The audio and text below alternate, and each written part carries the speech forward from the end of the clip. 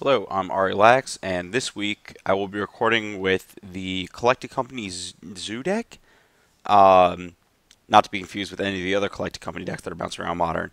But the Collected Company Zoo deck that was, I believe, designed by Paul Rietzel for Grand Prix Charlotte originally, that won the our Modern Premier IQ in DC the second weekend of August.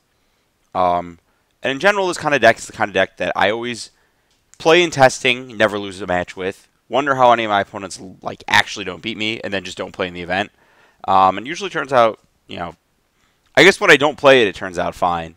But I've never gone the other way, and I'm kind of interested to do like a quick check out of this and make sure that it's still running at expectations of. I think I'm just not going to lose a match, and I still won't play it in the event. But we'll see. So this deck, you know, pretty light on interactive spells, just 4 pass, 4 bolts, compared to normal zoo decks, which usually have like some number of lightning helix or whatever. Because you're playing Collected Company, this card means that you have to have a certain critical number of creatures. In this case, it's 27, which is about right. They're all pretty good hits. Birds and Noble aren't the best, but I'm fine hitting any of the others. So we've got the small ball dorks, we got Nobles, Wild Nicoddles, all Birds of Paradise, and some Pride Mages. Just generic early game zoo creatures, not too much to talk about. Lots of Pride Mage. Good, just a lot of random nonsense in Modern you have to clear out.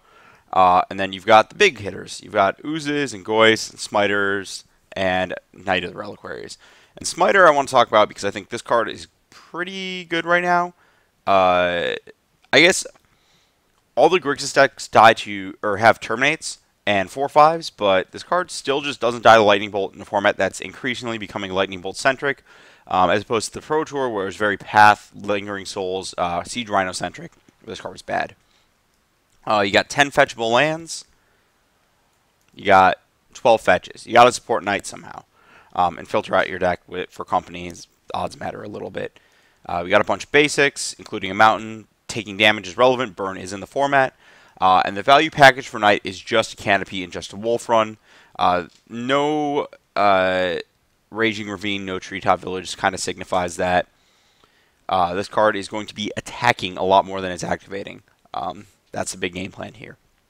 And you have Wolf Run over Township because you only have 5 Mana Dorks. The idea being that if you have a bunch of Mana Dorks that are going to sit and play, Township's more effective. Because it turns them into real threats with less mana, whereas if you only have a few, Wolf Run's more effective because it actually punches through your big Tarmogoyfs or Smiters over random chump blockers. If you want to compare the sideboard of this to the Grixis Twin deck that I played last week, you will notice that these are all very high impact hate cards. There's no Snapcaster, there's no Serum Visions, you're not digging for random stuff, you just want them dead if you draw your card. There's a lot of creatures to hit, Grim Lavamancers, Kataki, Thalia, Core Firewalker, Magus of the Moon. The only difference, Paul Rietzel's original sideboard was -1 choke, -1.